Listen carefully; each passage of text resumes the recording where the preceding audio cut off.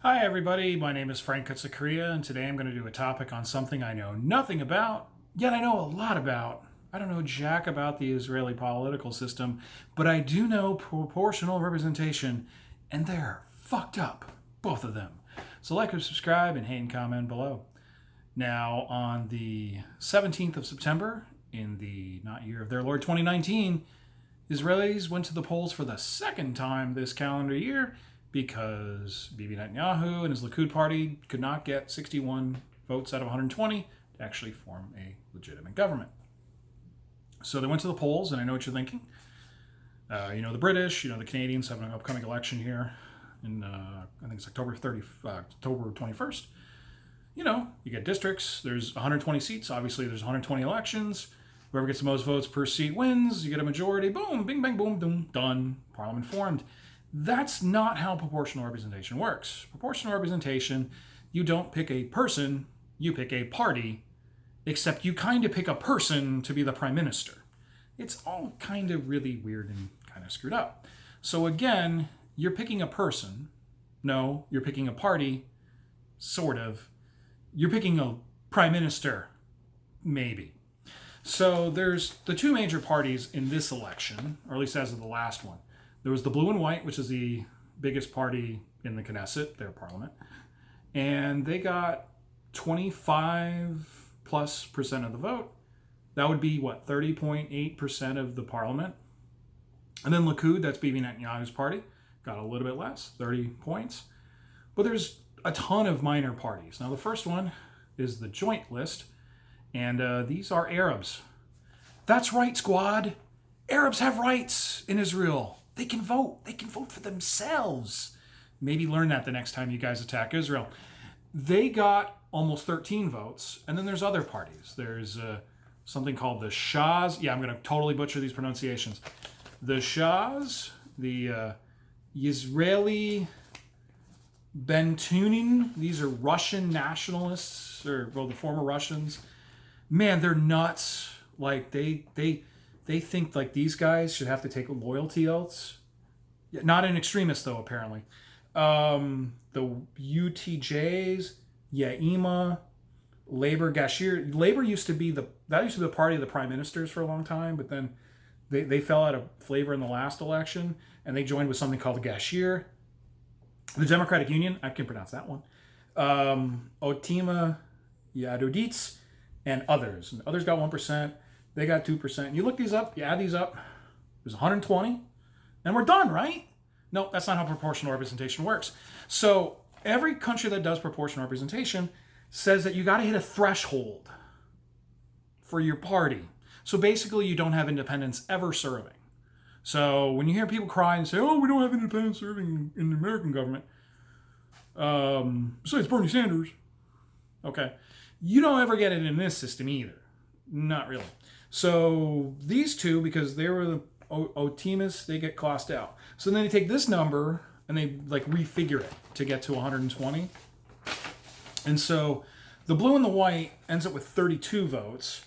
And they actually have two prime ministers. They're going to do a rotating system because they're actually a merger of two parties, which is Benny Gantz and Yuri Lapia. I'm totally going to butcher these pronunciations.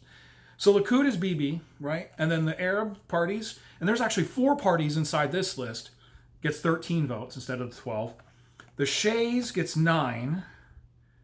The Russian weirdos who think that they need a loyalty oath. And Likud, they left the Likud party because they wanted a ceasefire in Gaza, and they were considered to be Uncle Toms to this party.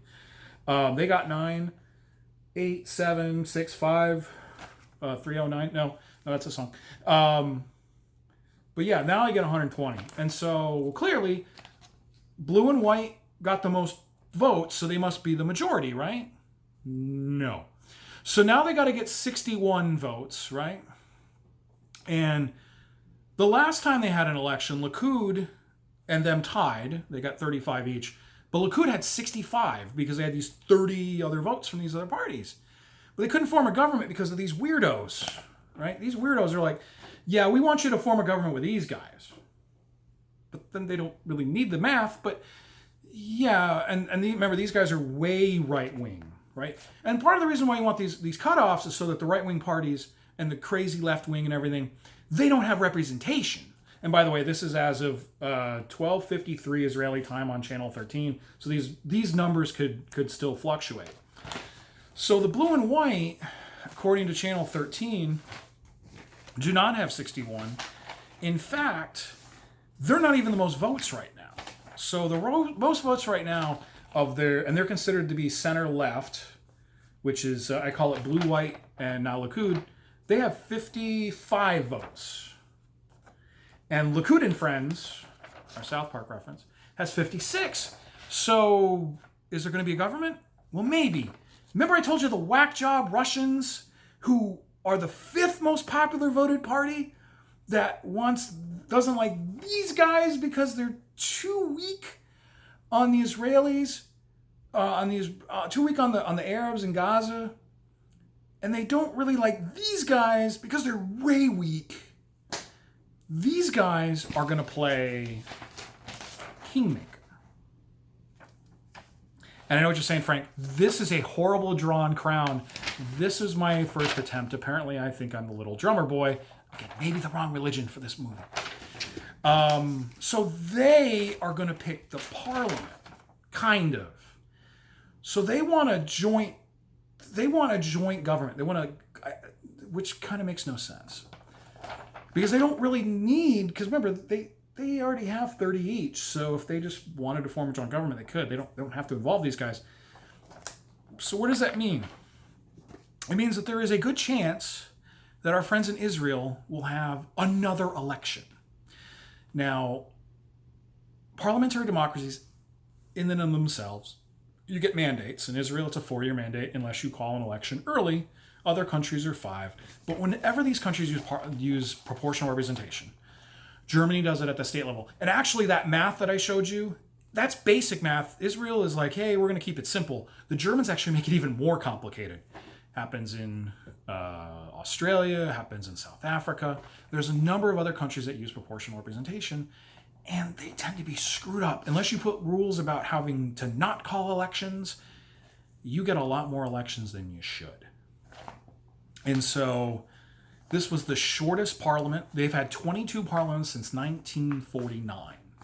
So if you're supposed to have 4 years between major elections, they don't do a very good job of it. Okay, they've been having elections since 49. That's 70 years, and they are 22 governments. They average around 2 years, 8 months. This last one was only 6. This one might not last 6, unless the president of Israel, and I know what you're thinking, wait a minute, Israel has a president? That's right, a totally non-elected official by the name of Reuven Rivlin, who was a Likud party member, but kind of likes Arabs. Well, at least Arabs or Israelis, could be choosing to at least give the reins of one of them if these guys, the kingmakers, decide to not play king. And you guys think the proportional representation makes sense. Again, the chief executive, which is chosen from the parliament, the people never choose a person's name. That is democracy in over half of the countries. And a lot of the world thinks that how we pick a president is stupid, and maybe it is. But most of the country doesn't directly pick their executives, and, well, neither does Israel. And so, who knows?